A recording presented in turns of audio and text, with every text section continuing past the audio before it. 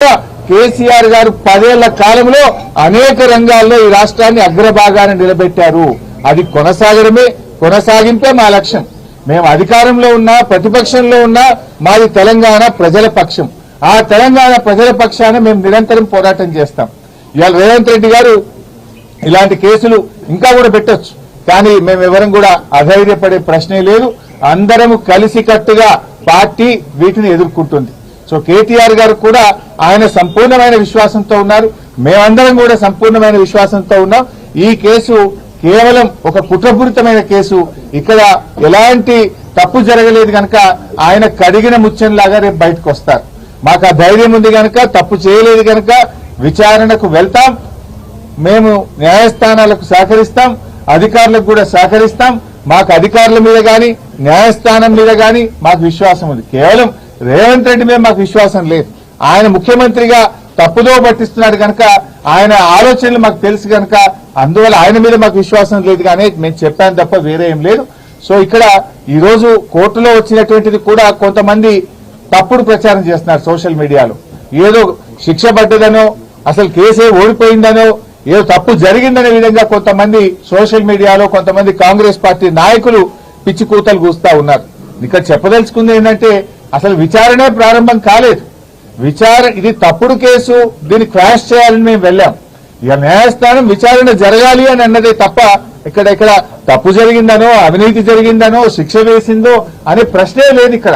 కానీ కొంతమంది ఏంటంటే ఏదో తప్పుడుగా సోషల్ మీడియాలో ప్రచారం చేస్తూ ఒక గోబల్స్ ను, ఒక తప్పుడు వార్తల్ని ప్రచారం చేసే ప్రయత్నం చేస్తున్నారు. అటువంటి వాళ్ళు అది మానుకుంటే మంచిదని కూడా మేము వారికి హితవు పలుకుతా ఉన్నాం. సో ఈ రోజు తప్పకుండా మేము సంపూర్ణమైన విశ్వాసంతో ఉన్నాం. ఇది ఒక తుఫైల్ కేసు. మా ఆర్ఎస్ ప్రవీణ్ చెప్పినట్టు ఇది 100% తుఫైల్ కేసు. ఫైనల్ గా ఇందులో ఎలాంటిది కూడా బయటకు వచ్చేది లేదు. అసలు ₹1 రాష్ట్ర ప్రభుత్వ ఖజానా నుంచే పోయింది లేదు. రాష్ట్రానికి ఆదాయం వచ్చింది తప్ప రాష్ట్రానికి జరిగిన నష్టమేం లేదు. రాష్ట్ర ప్రయోజనాల కోసం చేసిన తప్ప కేటీఆర్ గారు స్వంతగా తన కోసం చేసినటువంటిది కాదు. అందువల్ల ఆయన మాకు ఆ విశ్వాసం ఉంది కనుక 9వ తేదీ ఆయన ఏసీబీ విచారణకు వెళ్తారు. వెళ్లి అన్ని రకాలుగా మేము సహకరిస్తాం. మేము ఫర్దర్ గా లీగల్ యాక్షన్ మీద మా న్యాయవాదులు ఇచ్చే సలహా మేరకు మేము ముందుకు వెళ్తాం.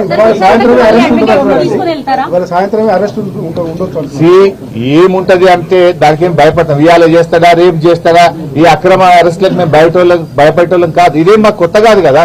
సమైక్య రాష్ట్రంలో తెలంగాణ ఉద్యమంలో ఆంధ్ర పాలకుల మీద చిచ్చర పురుగులాగా పోరాడినటువంటి చరిత్ర బీఆర్ఎస్ పార్టీకి ఉన్నది.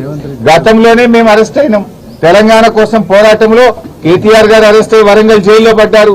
మా నాయకులందరూ కూడా అరెస్ట్ అయ్యి జైళ్లలో పడ్డారు. ఏం జరిగింది? తెలంగాణ రాష్ట్రం వచ్చింది. ఈ రాష్ట్రానికి మేలు జరిగింది. ఇవాళ రేవంత్ రెడ్డి గారు మీరు అన్నట్టు ఇవాళ అరెస్ట్ చేస్తారా, రేపు అరెస్ట్ ఆయన ఇష్టం, చేస్తే చేయని అక్రమ అరెస్టు. మాకు న్యాయస్థానం మీద నమ్మకం ఉంది, దానికి మేము భయపడం. తప్పకుండా లీగల్ గా ముందుకు పోతాం. 9వ తేదీ వాళ్ళు నోటీస్ ఇచ్చారు. డెఫినెట్ గా 9th నాడు కేటీఆర్ గారు మేము హాజరవుతాం. మొన్న కూడా హాజరయ్యారు కదా. 45 నిమిషాలు రోడ్డు మీద నిలబెట్టినా కూడా ఓపిక్గా నిలబడి నేను విచారణకు వెళ్తాను అని అంటే కూడా వాళ్ళు విచారణకు లోపలికి తీసుకోకుండా రోడ్డు మీదనే ఆ లెటర్ తీసుకొని మాకు రిసీవ్డ్ కాపీ ఇచ్చారు. అడ్వకేట్ విషయంలో ఏం చేయాలి అనేది చూడాలి. గతంలో there are lot of precedences. Rahul Gandhi గారు ఈడీ ఆఫీస్కి పోతే వెంట అడ్వకేట్లు వెళ్ళలేదా? గతంలో అడ్వకేట్లు వెళ్ళలేదా? అడ్వకేట్లు వెళ్తే తప్పేంటి? సరే, అది ఎలా చేయాలి, ఏం చేయాలి అనే విషయాన్ని మా లీగల్ టీమ్ తో డిస్కస్ చేస్తాం. Whatever the legal team advises will follow that.